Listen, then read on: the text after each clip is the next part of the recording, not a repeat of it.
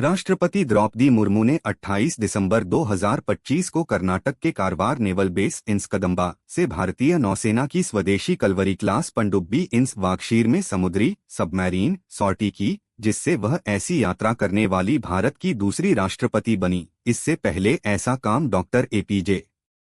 अब्दुल कलाम ने फरवरी 2006 में किया था।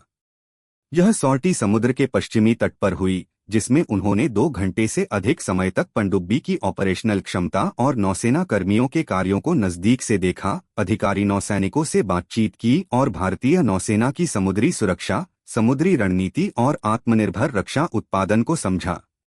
राष्ट्रपति मुर्मू, जो सशस्त्र बलों की सुप्रीम कमांडर भी हैं, ने इस अनुभव को विशेष बताया और कहा कि इससे उन्हें नौसेना की योग्यता, अनुशासन और तत्परता की गहराई से समझ प्राप्त हुई, जो राष्ट्रीय सुरक्षा के लिए महत्वपूर्ण है।